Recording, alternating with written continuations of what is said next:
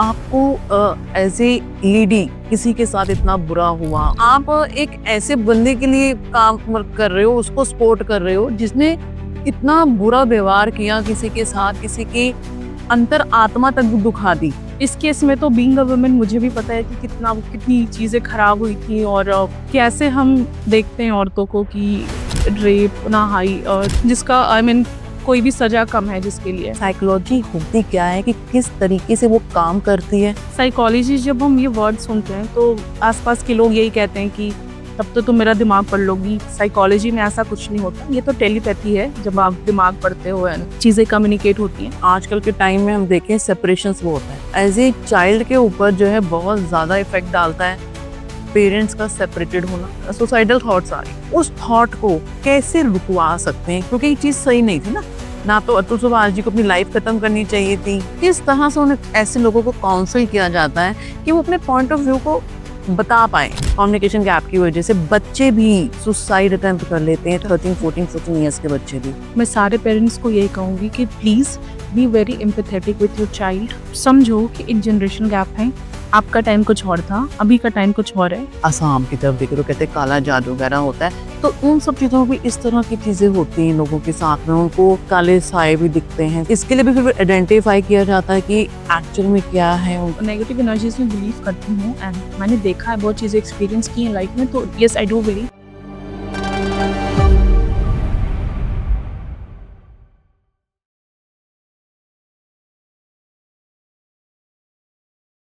Hello viewers, welcome.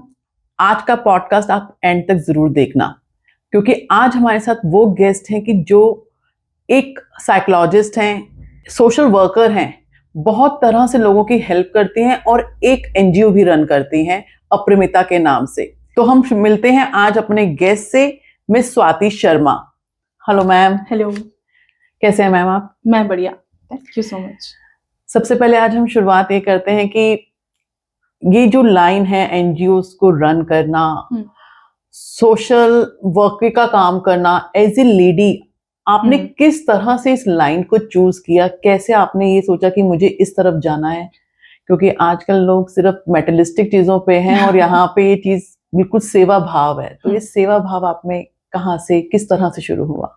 हाँ, पहले तो thank you so much for having me and मुझे ये अपॉर्चुनिटी देने के लिए। एंड यस, ये जो लाइन मैंने चुना तो मैं भगवान का बहुत शुक्रिया मानती हूँ और मुझे लगता है कि ये शायद उनका विश था, उन्होंने मुझे चुना इस फील्ड के लिए।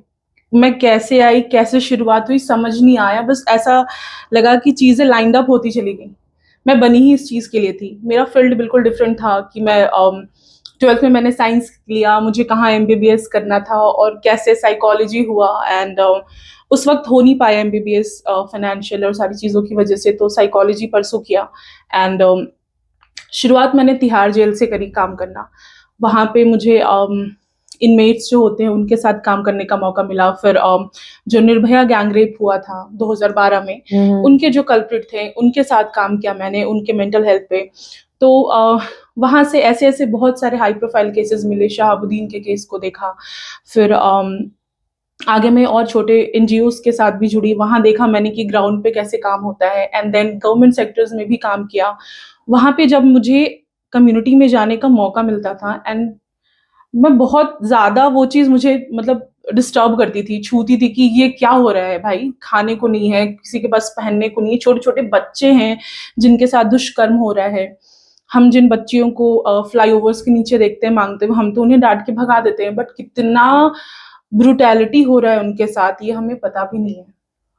आपने कहा कि आपने काम किया, शुरुआत की तिहाड़ जेल में। जी। पूरा जैसे आपने कहा कि आप एक साइंस टीम से आई, जहाँ पे एक ड्रीम थे हमारे कि हमें डॉक्टर बनना है, MBBS करना है। डेफिनेटली बहुतों के साथ प्रॉब्लम होती है, क्योंकि आज के टाइम में इंडिया में अगर किसी को डॉक्टर बनना है तो 1 से 2 करोड़ रुपए आप लगाओगे तब आप डॉक्टर बन सकते हो, और हर कोई इतना अफोर्ड नहीं कर पाता, तो हमें लाइन चेंज करनी पड़ती है।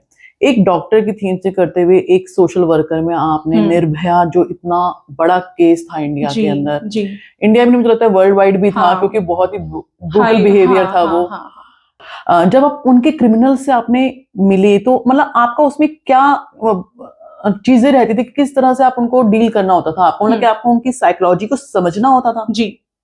सो पहले जब मैं उनसे मिली तो मेरा भी रिएक्शन ऐसा था कि ओ शिट, अब क्या करना है, क्योंकि I was also one of them जो प्रोटेस्ट कर रही थी।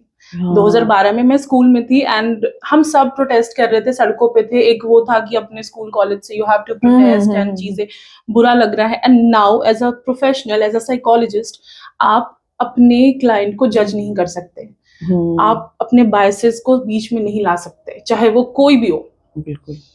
तो वहां पे वो चीज थी, तो डिफिकल्टी हुई। एंड हम उनको इनकरेज करते थे through art therapy, music therapies देना, काउंसलिंग सेशंस लेना। कई बार वो ऐसे, मतलब किसी को भी अगर पता चल जाए कि मुझे कल मरना है, तो वो इंसान तो हर दिन मरेगा। बिल्कुल। तो डेथ पेनल्टी आ चुकी थी उनकी तब तक, उनको सजा सुनाई जा चुकी थी, और इसकी वजह से वो काफी गुमसुम रहने लगे थे, शांत रहने लगे थे, खाना पीना भी बंद कर दिया था। तब उनके सेशंस लिए मैंने और धीरे धीरे वो ठीक हुआ। उन्होंने और भी अपना ग्रेजुएशन वगैरह भी जेल से करा, काफी अच्छी पेंटिंग्स बनाता था। तो ऐसे ये जर्नी रही थी हार की। आपको एज ए लेडी किसी के साथ इतना बुरा हुआ और आप एक उस व्यक्ति की हेल्प कर रही हैं जिसने इतना बुरा व्यवहार किया, तो उस टाइम मतलब कि दूसरे को काउंसलिंग करने से पहले अपने अपने आप को बहुत बड़ा इवेंट चीज थी वो, कि आप एक ऐसे बंदे के लिए काम कर रहे हो, उसको सपोर्ट कर रहे हो जिसने इतना बुरा व्यवहार किया किसी के साथ, किसी की अंतर आत्मा तक भी दुखा दी, तो उसके लिए आपकी मनोदशा भी मतलब कि बिल्कुल अफेक्टेड होती थी, इफेक्टेड रहती होगी। हाँ। तो होता यूं था कि मैं जब जेल से आती थी घर, तो मैं अपने घर वालों का जीना आराम करती थी। कभी बहन को बताना, मम्मी को बताना, सबको रोना कि आज उसने ये बोला, कल उसने ऐसे बोला। तो मतलब होता है, हमारा भी मेंटल हेल्थ हैम्पर होता है, बहुत होता है, हम उस चीज को सोचते हैं। और कई बार क्या होता है कि आप जब अपने क्लाइंट से बात कर रहे होते हो, आपके अपने ट्रॉमास ट्रिगर हो जाते हैं, डेफिनेटली, है ना। और इस केस में तो बीइंग अ वुमेन मुझे भी पता है कि कितनी चीजें खराब हुई थी, और कैसे हम देखते हैं औरतों को कि रेप ऐसे जैसे इतना हाई, जिसका आई मीन कोई भी सजा कम है जिसके लिए। तो बट ठीक है, प्रोफेशन है तो आई हैव टू, लाइक मुझे उससे बाउंडेड रहना पड़ता है। तो अपने बायसेस, अपने जजमेंट्स को साइड रख के वहां पे बीइंग अ प्रोफेशनल जो ड्यूटी असाइंड है वो तो करना है, बिल्कुल करना है। जब आप उनके साथ कनेक्ट हुए वहां पे, तो उनको कभी भी रियलाइज था कि उन्होंने क्या किया है? कभी उनको वो गिल्ट या कि उनका बिहेवियर ये था, या उनकी मेंटल साइकोलॉजी ही ये थी कि उनको क्राइम ही करते आ रहे थे वो लोग? सो मैं जिनके साथ थी, उनका ये कहना था कि मैं वहां पे था जरूर, बट मैंने कुछ किया नहीं था। मैं तो अपने फ्रेंड के बुलाने पे आया था, जो जेल से छूट गया क्योंकि वो जुवेनाइल था, अंडर 18 था। तो उसको सजा नहीं हो पाई थी उसकी। उसको ट्रायल्स पर रखते हैं, ट्रेनिंग्स होती हैं, स्किल डेवलपमेंट होता है ऐसे, क्योंकि हमारे कानून में हम 18 साल से कम के बच्चों को जो जुवेनाइल्स होते हैं सजा नहीं देते। हाँ जी। है ना, उनका रिहैबिलिटेशन होता है बेसिकली। तो and according to him, he was like कि वो तो मेरा फ्रेंड है, हम दोनों तो बिलो 18 हैं, जस्ट बिकॉज कि उसका आधार कार्ड नहीं है वो प्रूव हो गया, और मेरे आधार कार्ड पे है, तो मतलब कुछ दिन का फर्क था, 18, ऐसा नहीं कि बिल्कुल 19, 20, 25 साल। तो उनको ये रहता था कि मैंने तो इतना नहीं किया, बट अगेन आप वहां पे थे ना, you should have stopped.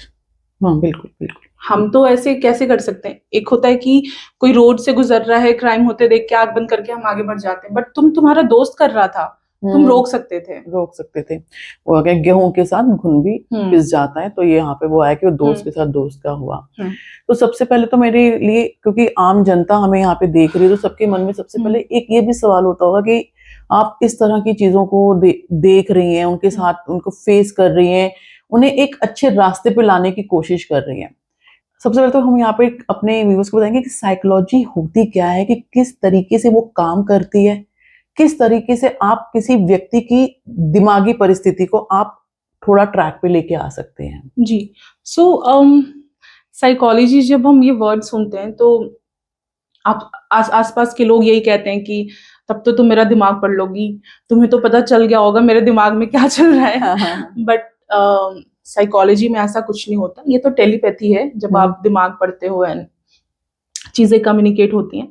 Psychology में बिहेवियर एनालिसिस होता है ओके कि हम सामने वाले के बिहेवियर को, उसके पीछे के जो भी कारण है उसको समझने की कोशिश करते हैं, उसका एक एनालिसिस होता है।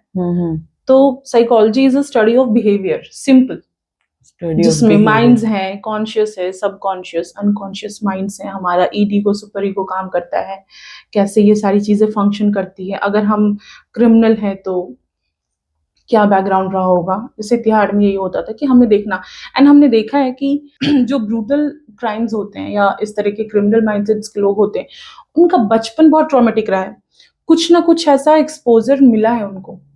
ओके उनके साथ चाइल्ड अब्यूज हुआ हो या उन्होंने वैसा ही देखा है आसपास, कि कुछ ना कुछ ऐसा उनके बैकग्राउंड में, उनके हिस्ट्री में हमने देखा है, जिसकी वजह से वो अब इस तरह का बिहेवियर, हाँ, एक माइंडसेट होता है। mindset। सो बेसिकली साइकोलॉजी में हम बिहेवियर स्टडी करते हैं, बिहेवियर देखते हैं।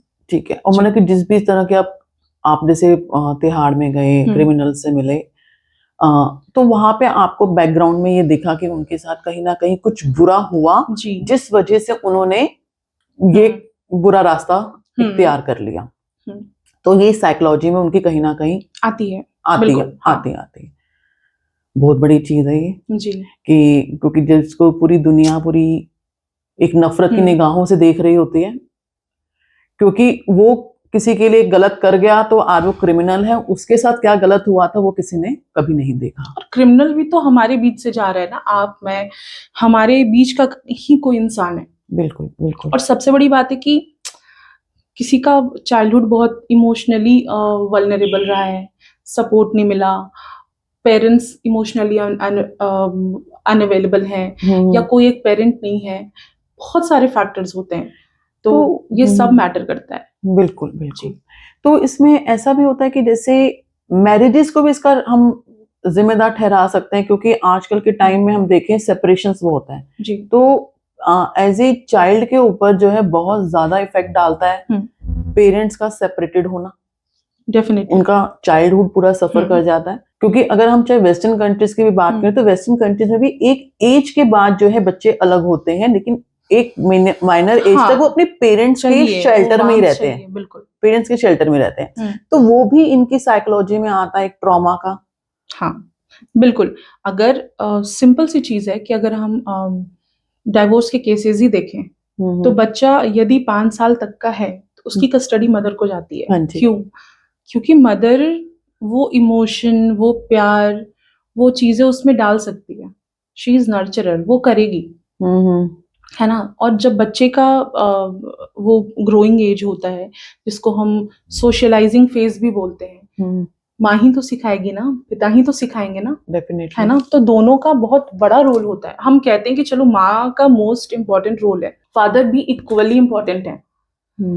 पापा कैसे बिहेव कर रहे हैं, पापा का मदर के प्रति या आसपास के प्रति कैसा बिहेवियर है फादर का, ये मैटर करता है। मम्मी पापा की बॉन्डिंग्स कैसी हैं। मैं आपको एक इंसिडेंट बताती हूँ। मेरी क्लाइंट थी and she used to like cry, हमेशा वो रोती रहती थी उनका कि बच्चा सही नहीं है, बच्चा बहुत अग्रेसिव हो रहा है, ये कुछ भी बोलो तो। और वो मात्र 5 साल का रहा होगा, बहुत उल्टा जवाब देता है, स्कूल में अच्छा रहता है, घर आते पता नहीं इसको क्या होता है।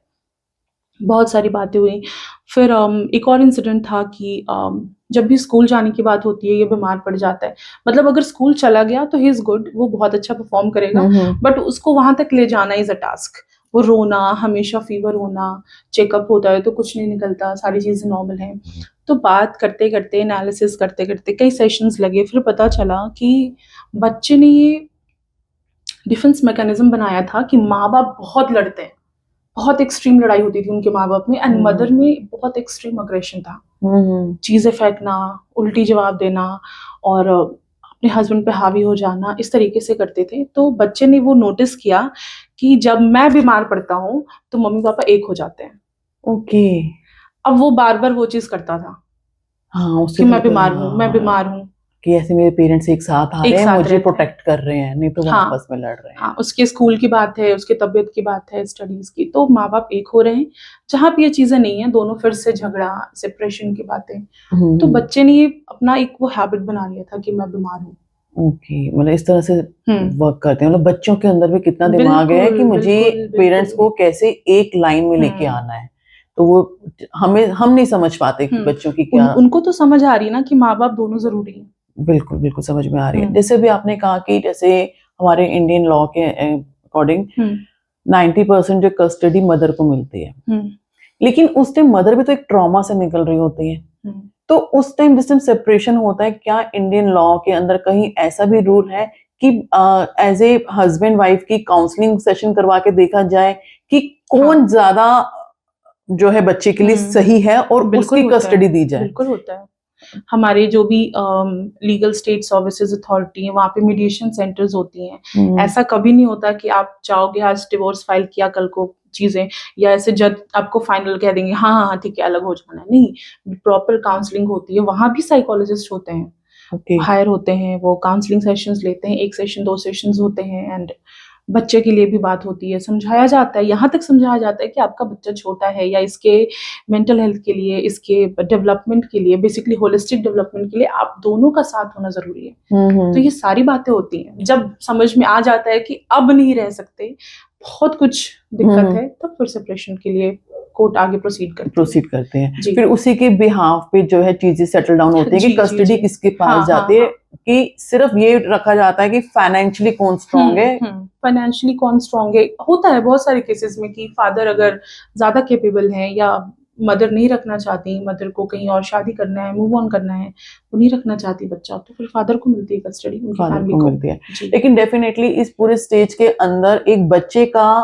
मेंटल ट्रॉमा बिल्कुल की स्टेज आ जाती है। लाइफ टाइम ट्रॉमा लाइफ होता टाइम है, रहता है, वो लाइफ लाइफ टाइम टाइम। रहता है। उसके चाइल्डहुड मेमोरीज, आज भी हम लोग इतने डेफिनेटली बड़े बड़े हैं तो हमें चाइल्डहुड मेमोरी याद होगी कि मेरी मदर या मेरे फादर ऐसा कहते थे, हम ट्रू उनके एग्जाम्पल्स देंगे, देते हैं हाँ देते हैं ना।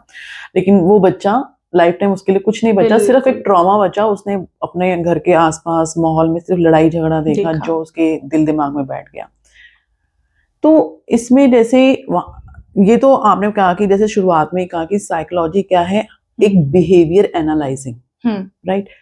क्या इसके अलावा भी किसी की मेंटल स्टेट जानने के लिए कोई टेस्टिंग, जैसे मेडिकल टर्म्स में टेस्ट होते हैं, हाँ हाँ ब्लड टेस्ट बिल्कुल हो करवा रहे हैं, कुछ हो रहे हैं, क्या वो भी व्यक्ति की हाँ जानने के बिल्कुल लिए टेस्टिंग भी हाँ होती है? हमारे में लाइक साइकोलॉजी में ऐसे ब्लड टेस्ट नहीं होते, हम्म, बट हाँ माइंड मैपिंग के लिए, आपका कॉग्निशन इंटेलेक्ट को समझने के लिए, आईक्यू सुना होगा आपने। हाँ जी। तो आईक्यू असेसमेंट कैसे हम बताते हैं कि इसका आईक्यू तेज है कम है, वो एक टेस्टिंग होती है। बट कुछ सेट्स ऑफ क्वेश्चंस होते हैं जो बच्चे से या जिनका भी करना है उनसे करवाया जाता है। फिर मान लीजिए कुछ इशू है, ट्रॉमा है जो रिजॉल्व नहीं हो रहा, तो प्रोजेक्टिव टेक्निक्स भी है बहुत सारे, जैसे रोशाक एक आकृति देखी होगी बचपन में कि हम थ्रेड में इंक लगा के बुक के बीच में रख के ऐसे ऐसे खींचते थे, है ना, आकृति बनती थी। तो उसी तरह के कुछ टेस्ट आकृतियां होती हैं, उसको रोशाक इंक ब्लॉक टेस्ट बोलते हैं, वो करवाया जाता है। टीएटी होती है, बहुत सारे ऐसे टेस्टिंग मेजर्स अवेलेबल हैं। कॉर्पोरेट में आप चले जाओ तो एक मायर्स ब्रिग टेस्ट है, एमबीटीआई, वो किया जाता है पर्सनालिटी को देखने के लिए। बहुत सारे टेस्ट यानी अवेलेबल कि हैं। मेंटल स्टेट को जानने के लिए, जैसे अगर मैं मेडिकल टर्म्स की बात करूं तो हमने ये देखा है कि किसी को अगर भूलने की प्रॉब्लम हो रही है तो सबसे पहले डॉक्टर कहते हैं कि आप एमआरआई कराओ। हाँ लेकिन अगर हमें किसी की मेंटल स्टेट जाननी है सिर्फ, तो उसके लिए भी हमारे पास मल्टीपल टेस्टिंग्स हैं, टेस्टिंग बिल्कुल है, इन्वेंटरीज टेस्ट इन्वेंटरीज सब हैं। टेस्ट सब अवेलेबल हैं। यहाँ तक जैसे अभी रिसेंटली हम मैरिजेस के ऊपर ही बात कर रहे हैं, तो मैं अभी रिसेंट बहुत ज्यादा केस देखा, आपने अतुल सुभाष जी का जी देखा। जी एक केस मैंने जहाँ पे अपनी वाइफ के बिहेवियर की वजह से या कोर्ट के में जस्टिस ना मिलने की वजह से उन्होंने सुसाइड अटेम्प्ट किया। साथ ही साथ एक केस मैंने ये भी सुना बहुत ज्यादा, जो सोशल मीडिया पे भी बहुत ज्यादा आ रहा है, कि एक पायलट लेडी जिन्होंने बॉयफ्रेंड के साथ कुछ अनबन हुई या जो भी उन्होंने अपने पॉइंट्स रखे थे, उसका उन्होंने सुसाइड कर लिया। जी तो उस टाइम जो एक इंसान सुसाइड कर रहा है, मतलब कि मुझे लगता है कि आप अपने आप को एक पिन भी मारना ना अपने आप को बहुत मुश्किल होता है, तो बहुत मुश्किल होता है। तो वो जब थॉट माइंड में शुरू हो जाती हैं, सुसाइडल थॉट शुरू हो जाती हैं, बीइंग अ एस्ट्रोलॉजर, कई बार हमारे पास ऐसे क्लाइंट आते हैं जो कहते हैं कि हमें सुसाइडल थॉट्स आ रही है। वो तो क्योंकि हम एस्ट्रोलॉजर हूँ तो हम प्लैनेटरी सिस्टम देखते हैं, लेकिन मैं यहाँ पे आपसे बात करूंगी उनकी मेंटल स्टेट में हम उनकी उस थॉट को कैसे रुकवा सकते हैं कि नहीं ये, क्योंकि ये चीज सही नहीं थी ना। ना तो अतुल सुभाष जी को अपनी लाइफ खत्म करनी चाहिए थी, उनको उन्होंने आज ना उस लेडी को, मुझे उनका नाम नहीं है, निहारिका नाम था। निहारिका सिंह जी, है ना। तो निहारिका जी को भी ये चीज, उनको अपना पॉइंट ऑफ व्यू रखना जो वो कहीं ना कहीं रख नहीं पा रहे थे, तो किस तरह से उन्हें ऐसे लोगों को काउंसिल किया जाता है कि वो अपने पॉइंट ऑफ व्यू को बता पाए कि हमारे साथ हमारी मनोस्थिति ये चल रही है, हमारी दिमाग की परिस्थितियां ये चल रही हैं, तो किस तरीके से ये साइकोलॉजी, ये काउंसलिंग हमारी काम आती है इनको जी। चीजों को रोकने के लिए। सो फर्स्ट ऑफ ऑल, जब सुसाइडल केसेस आते हैं तो ऐसे तो बिल्कुल नहीं आते कॉल्स कि हाँ अब मैं सुसाइड करने जा रहा हूँ, बताइए क्या करना है, ऐसा नहीं होता। और जो लोग सुसाइडल होते हैं, जो जिनमें ऐसे आइडिएशंस होते हैं, थॉट्स हो रहे होते हैं, वो आपको ऐसे लगेगा ही नहीं देख के कि यार ये कुछ करने वाला है। नॉर्मल बिहेव करेंगे, अपने लाइफ को बहुत सटल दिखाने की कोशिश करेंगे चीज़ें अच्छे से, बट उनके कुछ प्रॉब्लमेटिक स्टेटमेंट्स होते हैं कि मतलब ऐसे वो डायरेक्टली नहीं बोलते, इनडायरेक्टली स्टेटमेंट्स आएगा कि अब मन भर गया है, अब जाने का समय हो गया है, कुछ इस तरह के मैंने मतलब देखा है अपनी तरफ से वो क्लूज देते हैं। क्लूज नहीं, मे बी हमें समझ नहीं आता। अब सी, अगर हम एक नॉर्मल फैमिली में रह रहे हैं, अब मैं बोलूंगी मेरा मन भर गया है, तो नहीं समझ में आएगा मेरे पेरेंट्स को कि ये क्यों बोल रही है ना। और अतुल के केस में जो मुझे लगता है कि इतनी ज़्यादा, क्योंकि उन्होंने ऐसा किया उनके साथ, of course he is earning, वो पैसे भी उनके नहीं है, उनका बच्चा भी वो मिल नहीं पा रहे हैं, प्लस आप इतना एलिमनी दोगे तो माँ बाप भी उनके डिपेंडेंट है उन पे, हाउ विल ही मैनेज, वो बहुत बड़ी चीज है। एंड प्लस इतना हैरेसमेंट, उल्टे सीधे केसेस लग रहे हैं, नेचुरल सेक्सुअल ऑफेंसेस, ये वो, तो इंसान, और ये बहुत बड़ी चीज है कि जब आप एक छोटे जगह से आते हो और आप उस पोजीशन पे आते हो, एंड उसके बाद जब ये केसेस लगते हैं, हमें लगता है यार खत्म हो गया, सब कुछ खत्म हो गया, जो पूरी 40 साल की मेहनत थी खत्म हो गई। एंड बीइंग अ सोसाइटी भी हमारा फेलियर है कि हम लोगों को सपोर्ट नहीं करते। हमें लगता है कि अच्छा, मजाक उड़ाने में हम सबसे आगे निकल जाते हैं, अगर किसी के साथ कुछ हुआ तो हमें एम्पैथाइज करना ही नहीं आता। हाँ बिल्कुल राइट। तो ये चीजें हुई, फैमिली में उनके किसी को समझ भी नहीं आया होगा कि अच्छा ये इतना बड़ा स्टेप लेगा, एंड अनफॉर्चुनेटली फिर उन्होंने ये कदम उठाया। एंड यस, जब कोई सुसाइड करता है तो जैसा आपने कहा कि पिन मारना, तो लिटरली बहुत एफर्ट लगता है भाई, बहुत एफर्ट लगता है। हम सिंपली सोच भी नहीं सकते कि एक कटिंग भी करेंगे अपने हाथ में, सिंपल कट भी लग जाए गलती से भी तो बहुत दर्द होता है, हम उसके बारे में सोचते हैं, उसको देखते रहते हैं घाव को बार बार, एंड यहाँ तो जान लेना, तो आप बस ये सोचो कि कितना इमेंस पेन होगा उस इंसान के लाइफ में, कितना ऐसे बम्बार्डिंग ऑफ थॉट्स होगा जो वो मैनेज नहीं कर पा रहा होगा, कोई उसके पास नहीं था कहने को ये बातें। हमारे फैमिलीज में पेरेंट्स और बच्चे में इतना कम्युनिकेशन नहीं होता, हम एक वो गैप बना के रखते हैं। तो अगर ये चीज़ ना हो, मुझे जो लगता है कि अगर हम अपने बच्चों के साथ फ्रेंडली बिहेवियर रखें, बातें करें खुल के, अच्छा क्या चल रहा है, ये बच्चा कोई बात नहीं, हो जाएगा, सब है, मैं हूं ना तुम्हारे साथ, या हम बातें करें, शायद अतुल में और उनके पेरेंट में इतना वो बॉन्डिंग होती, वो कह पाते कि पापा मम्मी एक्सप्रेसिव होते हैं, उनको सुनने के लिए कोई होता। सुनना बहुत, मतलब जब आप काउंसलिंग साइकोलॉजिस्ट की बात करो तो ये काउंसलिंग में सबसे बड़ी चीज सुनना होता है, एक्टिव लिसनिंग। बिल्कुल। और कितनी बार होता है कि इंसान जो आया है हमारे पास, वो सुन के ही बता के, जिसको कैथारसिस बोलते हैं, कि मतलब मेंटल वॉमिटिंग, कि आप सब कुछ बोल दो, सब कुछ कर दो, फिर वो रिलैक्स, मैम अब अच्छा लग रहा है, किसी ने सुन लिया मुझे। हम चाइल्डहुड की बात करते हैं, हमें स्कूल में अगर टीचर ने मारा जी, तो 2 मिनट टीचर ने मारा, हमने रोए और हम बाहर हो गए, उस टाइम उसी एटमॉस्फेयर में हम सेटल हो गए। लेकिन जब हम घर आते हैं, सबसे पहले रो रो के अपने पेरेंट्स को इन्फॉर्म करेंगे कि ऐसा हुआ, और पेरेंट्स उस दिन सुनते हैं, ठीक है। लेकिन आजकल के पेरेंट्स ऐसे हो गए हैं कि वो स्कूल पहुंच जाते लड़ने, लेकिन पहले ऐसा नहीं था, वो अपने बच्चे को काउंसिल करते थे, उसको सहलाते थे, ये चीजें होती थी। तो उससे क्या होता था कि एक इमोशनल बाउंड बनता था पेरेंट्स और बच्चे के बीच में। वो इमोशनल बाउंड मुझे लगता है आजकल, क्योंकि हम लोग कहते थे कि हम बहुत आगे निकल गए हैं, मल्टीनेशनल्स में निकल गए हैं, यहाँ हस्बैंड वाइफ काम कर रहे हैं, घर पे एक हेल्पर है, आई बच्चे को दिया, बच्चे के पास है ही नहीं, आया आके टीवी देखने बैठ गया, गेम्स खेलने बैठ गया, उसने वो अपनी वो फीलिंग, वो दर्द कहीं दबा गया, एक्सप्रेस ही नहीं कर पाया, नहीं उसको रियल लाइफ का एक्सपीरियंस मिल रहा है, वो वर्चुअल वर्ल्ड में ही लॉस्ट है। हाँ, वर्चुअल वर्ल्ड में जी। लॉस्ट है, बिल्कुल सही बात हम्म। आपने बोली। तो अभी मुझे ऐसा लगता है कि आप बताएंगे कि ज्यादा से ज्यादा अगर हमें अपना आगे सोसाइटी ठीक करनी है तो सबसे पहले हमें अपने घर से शुरू करना है। जो हम डिपेंडेंट हैं अपनी हेल्पर्स के ऊपर, आप जितनी मर्जी हेल्पर पे हो, लेकिन जो आपका बिल्कुल।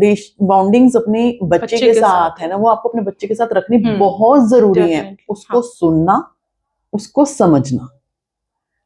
बच्चे को लगना चाहिए कि in the end of the day कोई तो है मेरे पास, मेरे माँ मेरे बाप, जो मुझे सुनेंगे, या मेरे पास दो कान हमेशा अवेलेबल है जो मुझे बिना किसी जजमेंट के, बिना किसी बायसेस के सुनेगा। बिल्कुल। अभी जैसे क्या होता है कि एक्सप्रेस नहीं कर पा रहे फीलिंग्स को। मैंने अभी थोड़ा 4 दिन पहले नहीं, अभी 25 दिसंबर क्रिसमस था, एक लेटर पढ़ा, बच्चे का लिखा हुआ था, जिसमें लिखा हुआ था कि मुझे सेंटा मुझे फोन बना दो, क्योंकि मेरे पेरेंट्स तो हमेशा फोनों में ही लगे रहते हैं, ठीक है, या उनसे फोन छुड़वा दो। तो वो मैंने पढ़ा, तो वो नॉन में थे, जो बच्चा था, तो हमने उससे बात की कि ऐसा नहीं होता, आप पहले खुद को भी तो आइडेंटिफाई करो कि आप क्या कर रहे हो। तो वो कम्युनिकेशन गैप जो है आजकल की सिचुएशंस को हैंडल करने के लिए बहुत जरूरी है, उस गैप को कम करना। यहाँ कोई टिप है कि जो हम अपने पेरेंट्स को बता पाए कि किस तरीके से अपने बच्चों को काउंसिल करें कि वो अपनी जितने भी बहुत खुशी है, बहुत गम है, एटलीस्ट वो बच्चों को किस तरह से डील करें ताकि किसी के साथ कुछ मिस हैपनिंग ना हो, क्योंकि ऐसे बहुत से केसेस आते हैं, हमने देखे हैं कि कम्युनिकेशन गैप की वजह से बच्चे भी सुसाइड अटेम्प्ट कर लेते हैं, 13, 14, 14 इयर्स के बच्चे भी। तो ऐसी कुछ टिप एज ए काउंसलिंग आपने इतने टाइप कर रहे हैं तो पेरेंट्स के साथ जब भी मेरा सेशन होता है या जब भी मैं ऐसे केसेस देखती हूँ, मेरा यही होता है हमेशा, और मैं सारे पेरेंट्स को यही कहूँगी कि please be very empathetic with your child, और समझो कि एक जनरेशन गैप है। आपका टाइम कुछ और था, अभी का टाइम कुछ और है, हमारे पेरेंट्स का टाइम कुछ और था, है ना। उन्होंने जैसे हमें चीज़ें सिखाई, और अब जो हमें अपने बच्चों को आगे कैरी फॉरवर्ड करना, वो बहुत अलग हैं चीज़ें। हम चाहेंगे कि बच्चा उसी ट्रेडिशनल वे से रहे, नहीं होगा पॉसिबल। दूसरी चीज़, बच्चे को समझो, सुनो उसको, और उसका ये जो फेज़ है ना, प्यूबर्टी, टीनेज, इसको बहुत ज़रूरी है समझना, क्योंकि हमने भी तो वो फेज़ देखा है ना।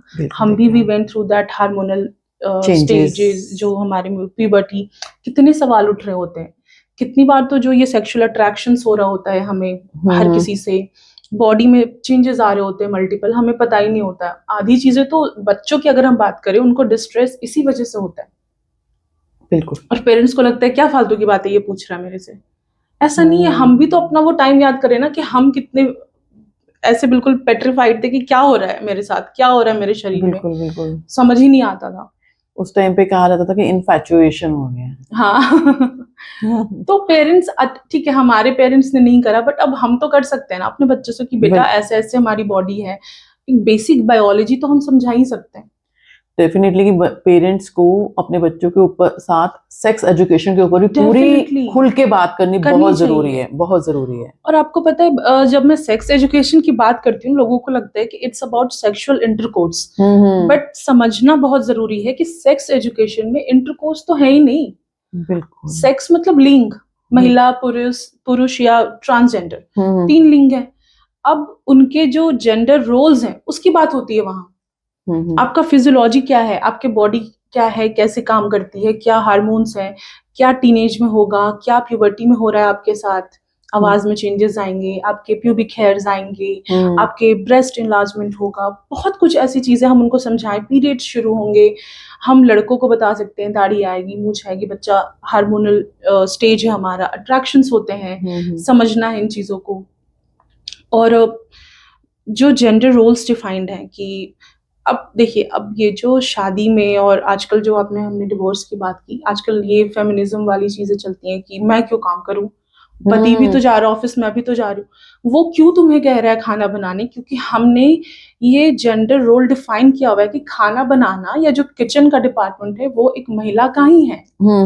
दो वी हैव वंडरफुल शेफ्स जो मेल हैं, संजीव बिल्कुल। कपूर, अक्षय कुमार, देखो खाना बनाते हैं, या जो जितने ऐसे कुणाल कुणाल कपूर, रणवीर बरार में देखो बहुत मेल ही है सारे। सब मेल है। ये हमने स्टीरियोटाइप करके ये बनाया हुआ है जेंडर रोल्स। बिल्कुल, हाँ तो बिल्कुल। ये समझना पड़ेगा। सेक्स एजुकेशन में यही होता है कि देखो भूख तुम्हें भी लगेगी, मुझे भी लगेगी, एक ट्रांसजेंडर को भी लगेगी। तो ये बेसिक स्किल है जो आना चाहिए। Basic हम अगर इस तरीके से जेंडर रोल समझाएं, आपको ड्राइविंग भी आनी चाहिए, आपको सारी चीजें आनी चाहिए, जो भी एक जेंडर रोल में आना चाहिए, क्या हमारा इमोशंस होना चाहिए। लड़कों को हम देखते हैं कि अग्रेसिव हो, लड़कियां थोड़ी Calm सी down हो। सबमिसिव हो, हाँ, submissive हो। ऐसा नहीं है। बेसिकली ये जो हमारा शरीर है, जो अर्धनारीश्वर फॉर्म है भगवान का, उसी पे वही तो है ना। जब शिव और शक्ति का जो समागम हो जाता है तो एक इंसान वो एक फॉर्म बन जाता है। एक form बन जाता तो है। फेमिनिन और मैस्कुलिन एनर्जी को समझने का जरूरत है यहाँ पे, कि जब एक मैस्कुलिन एनर्जी एक्शन लेता है तो जो फेमिनिन एनर्जी है उसको डायरेक्शन देती है। जब हम बैलेंस फॉर्म में होते हैं, एक का एक्शन दूसरे का डायरेक्शन, ऐसा होना चाहिए। बिल्कुल।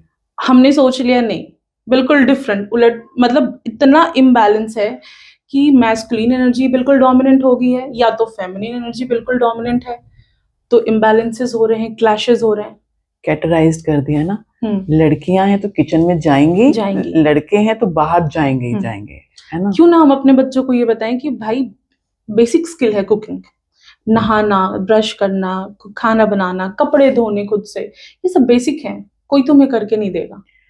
मैंने इतने केसेस देखे हैं, डिवोर्सेस के केसेस आते हैं। रीजन क्या होता है कि वाइफ है, प्रॉपर घर पे काम नहीं करती है, अच्छा खाना नहीं बना के देती है, सास ससुर की सेवा नहीं करती है, बेडिंग ठीक से नहीं करती है। तो बेसिक नीड क्या है कि हमारी बेसिक एजुकेशन, हमारा कल्चर, ये चेंज होने की जरूरत है कि हम बेसिक, चाहे वो लड़का है या लड़की है, उसको दोनों के स्किल सेट्स दें।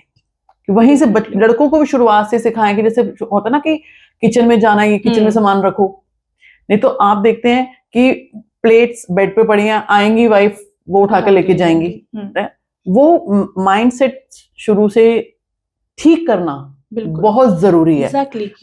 वो टाइम है चेंज करने का अपने, क्योंकि जब पुराने टाइम पे भी अगर आप जाते हैं, अगर हम सतयुग की भी बात करें ना, गुरु द्रोणाचार्य वगैरह के बारे में बात करते हैं, किसी के बारे में बात करते हैं, तो जिससे लोग गुरुकुल में पढ़ने जाते थे, तो वहां पे चाहे राजा थे, चाहे रामचंद्र रहे, चाहे जितने भी रहे, खुद से काम, सब कुछ, खाना बनाना है, सब कुछ सिखाया। बिल्कुल बिल्कुल। ये जितनी हम मॉडर्न चीजों में आए हैं तो हमने कैटेगराइज किया।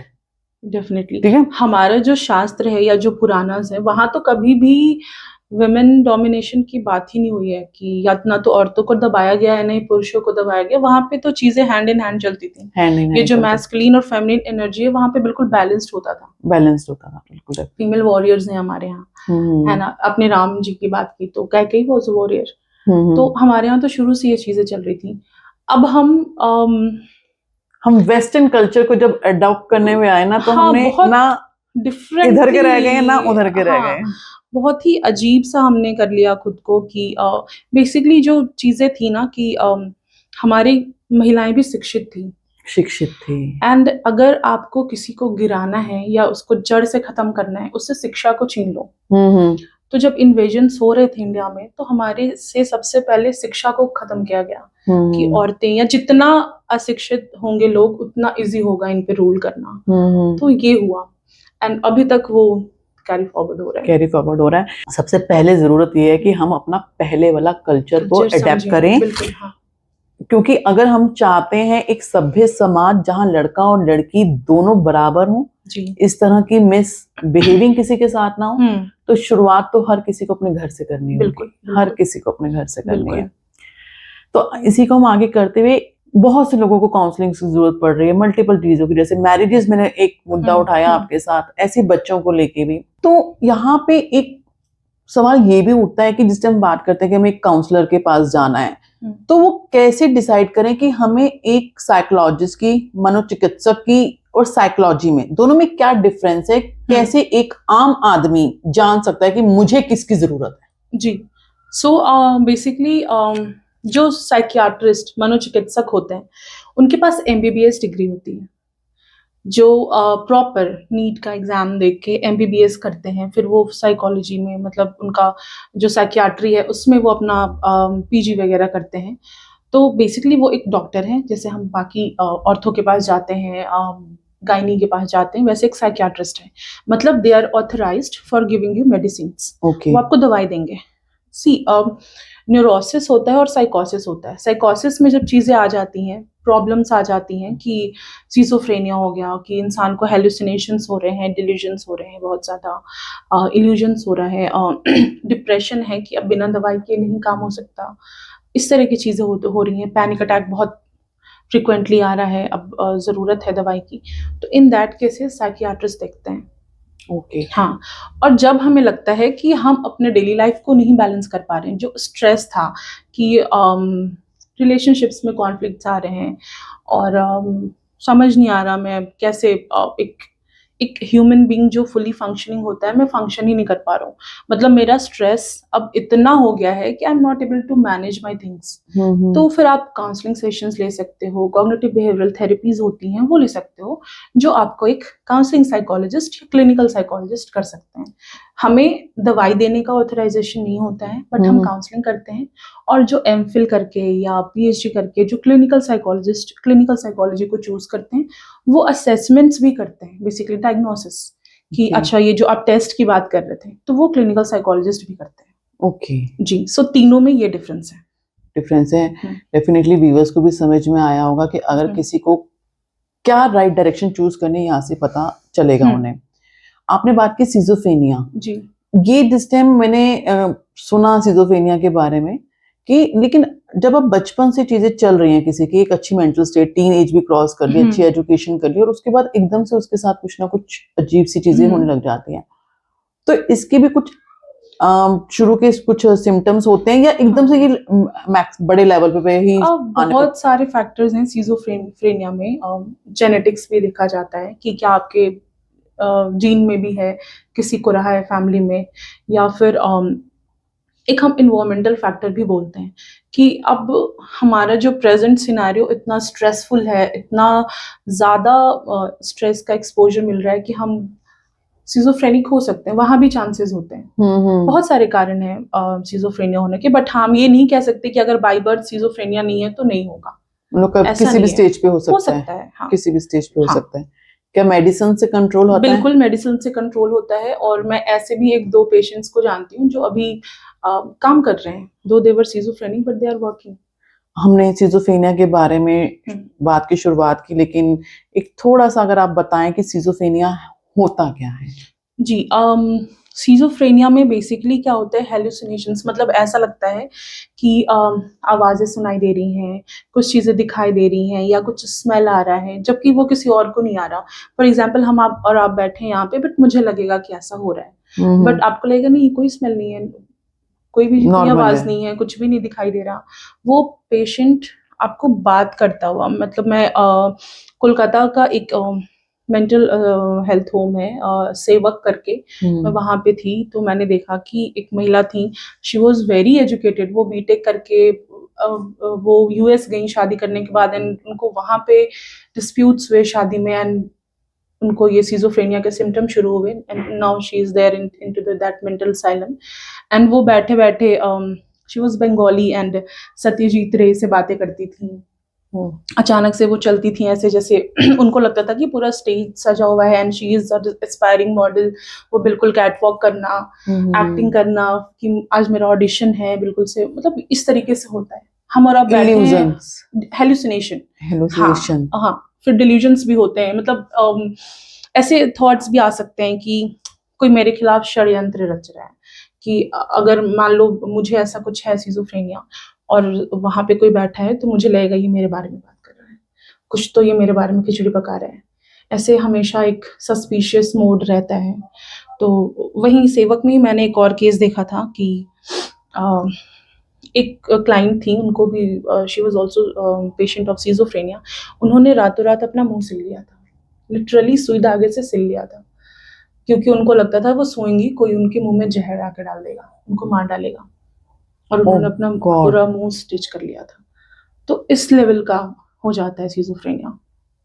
तो मतलब जी। कि जैसे हम लोग मैंने एज ए स्पिरिचुअलिटी हम देखते हैं जैसे बालाजी वगैरह जाओ या असम की तरफ देखो तो कहते हैं काला जादू वगैरह होता है, तो उन सब चीजों में भी इस तरह की चीजें होती हैं लोगों के साथ में, उनको दिखते हैं काले साए भी दिखते हैं, सब कुछ दिखते हैं, चीजें दिख रही हैं, उनको आवाजें सुनाई दे रही है, जैसे आपने सिजोफ्रेनिया के केसेस बताए, तो इसके लिए भी फिर आइडेंटिफाई किया जाता है कि एक्चुअल में क्या है उनको साथ, उनको सिजोफ्रेनिया है या उनके ऊपर कुछ ब्लैक बहुत नेगेटिविटी है। हाँ, सो मैं भी नेगेटिव एनर्जीज में बिलीव करती हूँ एंड मैंने देखा है, बहुत चीज़ें एक्सपीरियंस की हैं लाइफ में, तो यस आई डू बिलीव वो बहुत डिफरेंट होता है सिजोफ्रेनिया से। बट अगेन हमें एकदम से झाड़ फूक में नहीं पड़ जाना चाहिए। First go to a professional psychiatrist के पास जाओ, आप डायग्नोसिस कराओ। अगर वहां से कुछ नहीं होता तब फिर अगर आप हेल्प लेना चाहते हैं, क्योंकि कहते हैं ना दवा और दुआ ऐसे साथ साथ काम करती है, साथ काम तो करती अलग चीज है। है। बट ऐसा भी होता है कितनी बार कि इंसान को सिजोफ्रेनिया है या कोई पैरानॉइड डिसऑर्डर है, कुछ और भी है, और यहाँ पे पूजा पाठ चल रही है, उसके पास मेडिकल ट्रीटमेंट नहीं दिया जा रहा, नहीं हो रहा है, हाँ, तो तो डेफिनेटली ये नहीं होना चाहिए। मतलब हम विश्वास करें, अंधविश्वास ना करें बिल्कुल बिल्कुल। इसमें। तो यानी कि दोनों चीजें, आपको मेडिकल ट्रीटमेंट की भी जरूरत है, वही आपकी बात, दवा और दुआ दोनों की जरूरत है हमें। क्योंकि सिजोफ्रेनिया में मुझे अब जैसे मैंने जिनका केस बताया, उनको जब सत्यजीत रे या करण जौहर दिख रहे हैं तो उनको कोई भूत नहीं दिख रहा है ना, Yes, वो हाँ। उनको हेलुसिनेशन ही हो रहा है एक्चुअल में। बिल्कुल बिल्कुल। हाँ, तो ये है कि अब अगर वहां पे हम उनको किसी के पास ले जाएं वैसा कि हाँ भाई उतारा कर दो एंड ऑल, तो फिर उनकी लाइफ तो और खराब होगी। और खराब एटलीस्ट यहाँ पे ट्रीटमेंट होगी तो थोड़ा तो कंट्रोल में आ जाएगा, अगर बहुत वर्स हो चुका है। हाँ, मतलब सिंपल लैंग्वेज में बात करें कि सिजोफ्रेनिया वो है कि जो उसने चीजें देखी हैं उसको उसी चीजों के बारे में आभास हो रहा है, यानी कि अगर वो कहीं किसी को, जैसे हमने आज मूवीज देखी हैं, कहीं पे भी आपकी सुई अटक सकती है, मतलब आप रियलिटी से कट हो जाओगे। आज 2024 है या दिसंबर है या संडे है मंडे है, वो पता ही नहीं होता बेसिकली, आप कट हो जाते हो रियलिटी से। हाँ, जब किसी से चाइल्डहुड में स्टोरीज सुनी तो वो स्टोरीज में अटक के रह गए, जैसे हमने एक मूवी देखी थी विद्या बालन की, मंजुलिका, भूल भुलैया, हाँ भूल भुलैया, जहाँ पे वो था कि वो, क्योंकि वो स्टोरी सुनती थी तो वो वहीं पे खुद को वहां पे इमेजिन करने लग गई थी, तो हम काइंड ऑफ कह सकते हैं, इसको कह सकते हैं। तो आपने इतने सारे केसेस जैसे बताए, काउंसलिंग के बाद क्या इन लोगों को फर्क पड़ता है? जी, सिजोफ्रेनिया में कोई काउंसलिंग नहीं होती, क्योंकि अगर जो इंसान रियलिटी में ही नहीं है उसको आप क्या काउंसलिंग करोगे। बट हाँ, जो केसेस आते हैं एंजाइटी के आते हैं, या स्ट्रेस है, किसी को एंजाइटी है, फोबिया है, या कॉन्फ्लिक्ट्स चल रहे हैं, वो अपने लाइफ में बैलेंस नहीं बना पा रहे हैं, तो फिर काउंसलिंग काम करती है। काउंसलिंग काम करते बिल्कुल, डेफिनेटली। तो कितने काउंसलिंग सेशंस इनको करने पड़ते हैं कि जिससे इनको लगे कि अब मुझे फर्क पड़ रहा है? मैम मैं ऑनेस्टली बताऊं तो क्या होता क्या है कि लोग आते हैं काउंसलिंग लेने, 4-5 सेशन के बाद उनको अच्छा लगने लगता है कि अच्छा ठीक है अब चीजें सही हो रही हैं, सॉर्टेड लग रहा है, एंड वो भाग जाते हैं कि अब तो हो गया, एंड फिर रिलैप्सिंग फेज आता है एंड उनको लगता है फिर हो गया, अब तो I am not able to manage. जबकि और सेशन के लिए हम ऐसा नहीं कह सकते कि हाँ 12 सेशंस भी लग सकते हैं, और समटाइम्स एक्चुअली क्या है कि सेशन साल तक चलती हैं। बिल्कुल। फ्रीक्वेंसी हम ऊपर नीचे करते हैं कि अभी अगर मैं 10 दिन पे बुला रही हूँ, हर 10 दिन पे आओ, 10 दिन पे आओ, थोड़ा सुधार हो रहा है तो फिर उसको हम 20 दिन कर देंगे या महीने में एक बार कर देंगे, बट जरूरत पड़ती है। हाँ, 6 महीने भी लग सकते हैं, depending upon the key scenario क्या है। आपने कहा कि काउंसलिंग के लिए जैसे शुरुआत में आते हैं, जैसे रिलैक्स होता चले गए, काउंसलर के पास आना भी एक बहुत बड़ा टास्क है, क्योंकि जब उनको लगता है कि ना कि हमें काउंसलर की जरूरत है, वो अपने को पागल समझते हैं। सबसे पहली स्टेटमेंट अगर आप इसको कहो ना कि मुझे लगता है कि तुम्हें काउंसलर की जरूरत है, तो कहते हैं मैं पागल थोड़ी ना हूं। तो इस चीज को हम, इस चीज को हम एक आम आदमी में कैसे बताएं कि पागलपन के लिए काउंसलिंग नहीं होती है, डेफिनेटली वहां पे दवाई होती है। हाँ, ये काउंसलिंग है आपको अपने आप से मिलाने की। तो किस तरीके से आप उन लोगों को कैसे, मतलब लोगों को हम लोग डिसाइड कर पाए कि आपको जरूरत है काउंसलिंग की, आप ठीक हो सकते हैं, तो आप किस तरह से उनको थोड़ा सा? पहले तो ये जो मेंटल हेल्थ के अराउंड टैबूज है मैम, उस पे काम करना चाहिए। हमें समझना चाहिए कि अगर हमारा शरीर बीमार पड़ रहा है, बुखार हो रही है या सर्दी खांसी, नॉर्मल भी तो होता है ना जरूरत, इसका मतलब ये थोड़ी कि हमें बिल्कुल कुछ एक्सट्रीम लेवल पे हो गया। नॉर्मल लेवल पे भी हमें सर्दी बुखार हो रहा है, जुकाम हो रही है, वैसे ही हमारा मन भी थक सकता है, बीमार पड़ सकता है, एंड आपको वहां पे एक प्रोफेशनल की हेल्प लग सकती है। होता है ऐसा। बिल्कुल और उसको समझना बहुत जरूरी है कि आपका mental as well as physical health equally important है। बिल्कुल क्योंकि मेंटल हेल्थ अगर खराब है, आप स्ट्रेस नहीं मैनेज कर पा रहे हो, लाइफ में जो बैलेंस है वो हो नहीं पा रहा है, तो कितने साइकोसोमैटिसिज्म हम बोलते हैं कि मतलब जो साइकोलॉजिकल इश्यूज हैं उसका सोमा यानी बॉडी, उसका अब फिजियोलॉजिकल सिम्टम्स आने शुरू हो जाते हैं, हेडेक रहता है, हार्ट अटैक्स तक आते हैं स्ट्रेस की से वजह से। ओके बहुत कुछ, बहुत एक्सट्रीम चीजें हो सकती हैं, पेन रहता है, समझ ही नहीं आ रहा, बहुत कुछ होता है। तो समझने की जरूरत है कि आप पागल नहीं हो। जैसे हमें सर्दी हो रही है वैसे हम आज स्ट्रेस्ड हो सकते हैं, और हो सकता है कि अब हमारा स्ट्रेस इतना ज्यादा हो गया है कि now I am not able to manage, अब मुझे नहीं समझ में आ रहा है कि कैसे चीजों को करना है बैलेंस। तो उस वक्त आप प्रोफेशनल के पास जा सकते हैं, और आप बिल्कुल पागल नहीं हैं। बिल्कुल ठीक है। आप एक सिर्फ सिंपल सा एक मेडिसिन लेने जा रहे हैं, बस अब समझ लो वही है। और काउंसलिंग्स में भी क्या होता है कि हमें ट्रेनिंग दी जाती है, and please go to a professional only. आजकल बिजनेस भी है साइकोलॉजी का बहुत है। तो उससे बचें, फिल्टर लगा के चूज करें अपने साइकोलॉजिस्ट काउंसलर को वाइसली, एंड गो कि मेरे एक सर हैं, आरसी त्रिपाठी नाम है उनका, is very renowned in the field of psychology, Allahabad university में प्रोफेसर हैं। उनकी एक लाइन मुझे बहुत अच्छी लगी थी कि साइकोलॉजिस्ट बन रहे हो, काउंसलर, ज्ञान मत देना, कभी गुरु मत बनना, चुपचाप सुनना। तो ये चीज मुझे बहुत, और मैंने देखा है कि बहुत सारे काउंसलर से ज्ञान, अच्छा ये हो रहा है, ये कर लो, ये हो रहा है, नहीं करना है, वो तुमसे नहीं लेने आया है। सी, जब हम स्ट्रेस्ड आउट होते हैं ना तो ऐसे उलझे हुए होते हैं, बेसिकली बिल्कुल उलझे हैं, हमें पता नहीं एंड पॉइंट कहाँ है। तो बीइंग अ साइकोलॉजिस्ट हम बस आपका हाथ पकड़ते हैं उस एंड पॉइंट तक जाने में, हम ज्ञान नहीं देंगे, मेरा भी ज्ञान का भंडार उतना ही है जितना आपका है। बस आप जो उलझन में हो ना उसको हम सुलझाएंगे साथ में, और उस एंड पॉइंट तक जाएंगे। सोल्यूशन भी आपके पास है, मैं कोई सोल्यूशन नहीं देती कि हाँ एक काम करो ऐसे करते, नहीं, वो मेरा इंडिविजुअल एक्सपीरियंस है ना, कैसे मैं कह दूं कि जो मेरा सोल्यूशन है वो आपके लिए कारगर हो सकता है, नहीं होगा। तो सोल्यूशन भी उस इंसान के पास ही होता है, बस उसको कोई सुन ले, उसके अंदर से चीजें निकल जाए, थोड़ा सा जो दिमाग रेस्टलेस हो रहा है उसको एक रैशनल मिल जाए, एक लॉजिक मिल जाए, तो अपने आप वो काम डाउन होता है, और फिर चीजें सॉर्ट आउट होती हैं। डेफिनेटली वही बात आ गई, जो हमारे पास कम्युनिकेशन गैप है वो दूर होना बहुत जरूरी डेफिनेटली है। कोई हो हमें सुनने को, वो भी बिना जजमेंट, बिना बिना बायसेस के। जजमेंट, बिल्कुल ये हम, सबसे बड़ी बात कही हाँ, आपने। हम किसी से बोलने में डरते हैं ना, मैं किसी को बताऊं यार मेरे साथ ऐसे हुआ, सबसे पहला तो आता है अब सामने से ज्ञान आएगा, तो ये कर ले, ये कर ले, अदरवाइज अच्छा तूने भी कुछ किया होगा। हाँ, सबसे पहले थॉट ये आती है कि अगर मैं इसको बताऊंगा तो ये सोचेगा कि मेरे बारे में ये क्या सोचेंगे, ये भी ऐसी। डेफिनेटली सामने वाले के जजमेंट से हम डर हाँ जाते हैं। डर जाते हैं, तो वो चीजें बहुत ज्यादा मैटर करती हैं। तो उन सब चीजों को हट के आपको एक ऐसा पर्सन चूज करना है जो आपके लिए, आपने बिल्कुल ठीक वर्ड कहा कि बायस ना हो, आपको आराम से सुने, जी, पेशेंसली। अभी हम जैसे इसी चीजों के ऊपर बातें करते हुए आ रहे हैं काउंसलिंग के ऊपर, तो किन किन सिनेरियोज पे, जैसे मैंने देखा है कि जैसे कई बच्चों के साथ अब्यूज हो जाता है, तो उस सिचुएशन के बाद पेरेंट्स को अपने बच्चे को कैसे डील करना चाहिए, कैसे उनको काउंसिल, क्योंकि एकदम से छोटे बच्चे को तो वो कहीं पे लेके नहीं आएंगे, क्योंकि बच्चे के लिए तो ऑलरेडी ट्रॉमा है उनके साथ हुआ। तो बच्चे को पेरेंट्स किस तरीके से काउंसिल करें, या आपके पास कभी इस तरह का कोई केस आया जो आपको लगा कि मुझे भी काउंसिल करने में परेशानी हो रही है, मुझे कैसे इसको टेक्निक देनी है? हाँ, टेक्निक तो नहीं, बट हाँ बच्चों के साथ होती है। तो हमें पहले तो मैं हमेशा यही कहती हूँ कि बात करो और बहुत सिंपैथेटिक रहो बच्चों के साथ, बहुत अपने एक्सप्रेसिव रहो बच्चों के साथ, एक बचपन से ही वो बॉन्ड बनाएं, बातें बातें करें, फ़ोन ठीक है एक लिमिटेड टाइम तक दें, कम्युनिकेट करें जितना ज़्यादा हो सके। और दूसरी चीज़, जो अगर चाइल्ड के साथ अब्यूज़ हुआ है, कुछ प्रॉब्लम हुई है, चाहे वो सेक्शुअल अब्यूज़ हो या कुछ भी हो, उस वक्त आपको समझना होगा कि जो विक्टिम है उसकी कभी कोई गलती नहीं है, ना ही उसकी इज्जत जाती है। तो ये जो एक टैबू है, जो एक स्टीरियोटाइप है, इस माइंडसेट को बदलना है कि अगर एक तो मेरे बच्चे के साथ जब कुछ गलत हो गया तो मुझे हर हाल में अपना 200% देके उसका सपोर्ट बनना है, उसकी लाठी बन के खड़े रहना है मुझे, ताकि वो इस ट्रॉमा से निकले और इसका आगे का जो लाइफ है वो खराब ना हो। क्योंकि यही होता है कि अगर बच्चे के साथ चाइल्ड अब्यूज हुआ है उसकी पूरी लाइफ खराब होती है।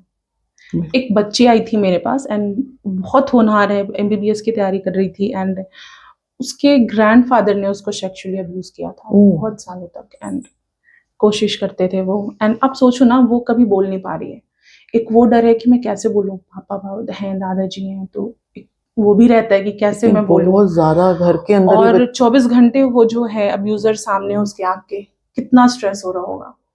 एंड फिर एक वो किसी धार्मिक स्थल पे जा रहे थे एंड वहाँ पे वो फूट के रोने लग गई बहुत सालों के बाद, मतलब अब वो जब इतनी बड़ी हो गई एंड रो के फिर उसने बताया। तो आप होता है ऐसा बच्चों के साथ। एंड वहाँ पे उनके फादर मदर की मैं दाद देती हूँ कि उन्होंने उनको प्रोफेशनल हेल्प के लिए लाया, खुद उसके सपोर्ट बने कि बच्चा कोई बात नहीं, तुमको जो करना है हम हर वो एक्शन लेंगे, हर पॉसिबल चीजें करेंगे। तो ये होना चाहिए कि पेरेंट्स वहाँ पे खड़े हो जाएं आपके लिए, पिलर्स बन के खड़े हो जाएं। बिल्कुल, डेफिनेटली पिलर्स बन के खड़े हो जाएं। लेकिन ये भी बहुत बड़ी चीज है कि आप अपने घर में या अपने रिश्तों में ही आपका अब्यूज हो रहा है। एंड चाइल्ड अब्यूज मोस्टली घरों में ही होता है, बाहर में आपका बच्चा कितने समय जा रहा, बाहर में उन बच्चों के साथ हो रहा है मैम जो शायद फ्लाईओवर्स के नीचे रह रहे हैं, जिनके पास कोई साधन नहीं है, लेकिन जो घरों में बच्चे रह रहे हैं, कौन अब्यूज कर रहा है उनको? घर वाले करते हैं। और सबसे ज्यादा लड़के अब्यूज होते हैं। अच्छा जी, मेल चाइल्ड सबसे ज्यादा अब्यूज होता है। हमें लगता है ये क्योंकि उनको शिकार बनाना बहुत आसान है ना, कोई समझेगा नहीं, क्योंकि रेप तो लड़कियों का होता है। तो सबको लगता है ठीक है। एंड दूसरी बात, वो बता नहीं पाएगा, उस सबको लगेगा इसके साथ कैसे रेप हो सकता है। अच्छा, इसलिए उनको शिकार बनाना बहुत इजी है बच्चों को। मुझे लगा था कि बेबी गर्ल्स के साथ भी होते हैं, बट जो मेल चाइल्ड है उनका आंकड़ा बहुत हाई है। अगर आप एनसीआरबी का डेटा, मैं एग्जैक्ट कोट नहीं करूंगी क्योंकि मुझे याद नहीं, बट डेटा है ऐसा कि आप लड़कों के साथ ज्यादा हो रहा है। ओके जी, वो भी उनको भी लगता होगा ना करने वालों को कि ये किसको क्या बोलेगा नहीं, और सबको लगता है कि इसके साथ कैसे रेप हो गया, लड़के के साथ कैसे रेप हो गया। बिल्कुल ये होता है, समझाना समझना बहुत मुश्किल है।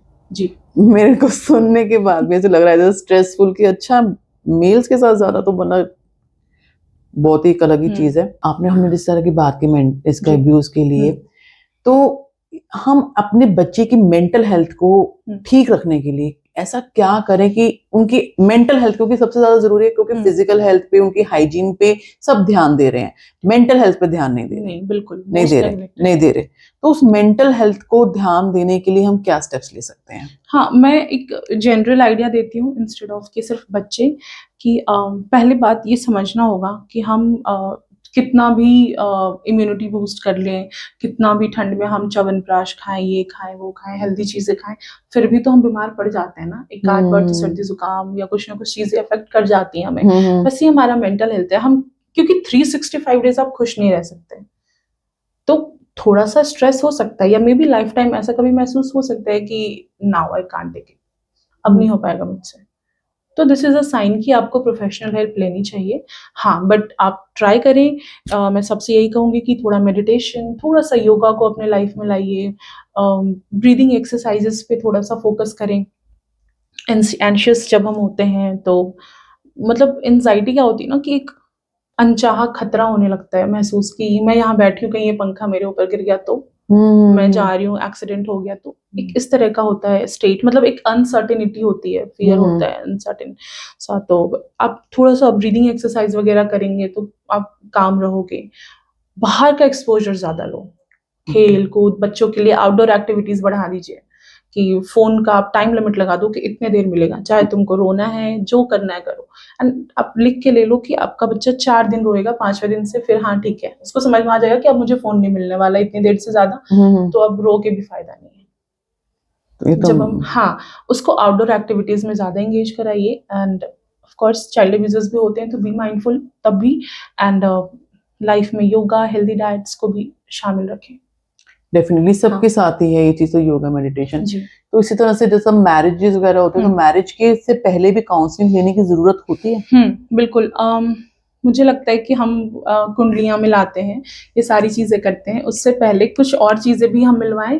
अगर लग रहा है कि हाँ हम अपने फाइनेंसेस डिस्कस करें कि हम कैसे शादी के बाद अपने फाइनेंसेस को मैनेज करेंगे, कैसे घर चलाएंगे, जेंडर रोल्स के ऊपर बात करें, कि पार्टनर को समझने में हेल्प मिलेगी कि कहीं मेरा पार्टनर जो है वो वही रूढ़िवादी सोच तो नहीं रखता। तो ये सब चीज जानने की कोशिश करें एक दूसरे के साथ समय बिता के, सो दैट आगे जो कॉन्फ्लिक्ट्स हैं वो थोड़े कम हो जाए। आगे इन्हीं चीजों को लेके किचकिच होती है ना कि तो आपस में भी बात करें, और अगर लग रहा है कि सेशन लेना चाहिए तो सेशंस भी ले सकते हैं। चाहे वो आपस में एक दूसरे का डिस्कशन करें, और अगर मेजर प्रॉब्लम लग रहा है तो तो काउंसलर फिर की साइकोलॉजिस्ट के हाँ, पास। जी, काउंसलर की हेल्प बिल्कुल, लें। हाँ। तो अभी हमें किस तरीके से, जैसे अपने हम कहें कि मैरिज के टाइम पे भी या किसी भी तरह का ट्रॉमा होता है तो हमें काउंसलर की जरूरत होती है, लेकिन एक डेली नीड के हिसाब से वो क्या स्टेज होती है जहां पता चलता है कि हमें एक काउंसलर की जरूरत है? ठीक है। अब देखिए, अगर हम 10th बोर्ड की बात करें तो हमें स्ट्रेस होता है ना कि कैसे होगा, पढ़ रहे हैं रात दिन, बट द टाइम हमारा एग्जाम होता है, अच्छा हो या बुरा, हम रिलैक्स हो जाए, अरे यार हो गया, चलो लेट इट गो। वो स्ट्रेस मैनेजेबल था। बट अगर हम मैनेज नहीं कर पा रहे, हम एग्जाम दे के आए हैं, फिर भी सारे लोग एंजॉय करें और हम वहीं अटके हैं कि क्या गलती हुई, क्या सही हुआ, कैसे वैसे, खाना पीना सब छोड़ के बैठे हैं, बात नहीं कर रहे हैं, आपस में बिल्कुल कम्युनिकेशन नहीं हो रहा, हमें लग रहा है कि यार ये थॉट मेरा पीछा ही नहीं छोड़ रहा है, 24 घंटे मेरे दिमाग को ऑक्यूपाई करके रखा है इधर उधर। मतलब आपकी पूरी सोशल सर्किल कट हो रही है, जो चीजों को आप इंजॉय करते थे अब आप कर नहीं पा रहे हो, आपको मजा नहीं आ रहा है, लग रहा है कुछ नहीं है। तो I think this is the alarming sign कि अब आपको प्रोफेशनल हेल्प लेनी चाहिए, अब खुद से मैनेज नहीं हो पाएगा, तब आप साइकोलॉजिस्ट की या फिर आप साइकियाट्रिस्ट की एज पर द डायग्नोसिस मदद ले सकते हैं। बहुत बहुत थैंक यू मैम, इतनी सारी गाइडेंस देने के लिए। हमारे व्यूअर्स को डेफिनेटली उनको इस पूरी पॉडकास्ट से समझ में आएगा कि उन्हें कब एक काउंसलर की जरूरत है, और काउंसलिंग लेने से आपको कोई भी एक टैग नहीं दे रहा कि आप बिल्कुल नहीं पागल हैं या आप वो हैं, आप सिर्फ अपनी मेंटल हेल्थ ठीक कर रहे हैं। बिल्कुल। तो चलिए व्यूअर्स, मैम के साथ कभी भी आपको कुछ काउंसलिंग सेशन वगैरह कुछ लेना है तो आपको इनकी डिटेल्स हमारे डिस्क्रिप्शन बॉक्स में मिल जाएंगी। और आपको हमारा आज का पॉडकास्ट कैसा लगा हमें आज कमेंट बॉक्स में जरूर बताइएगा। हमें इतना प्यार देने के लिए आप सबका बहुत बहुत धन्यवाद।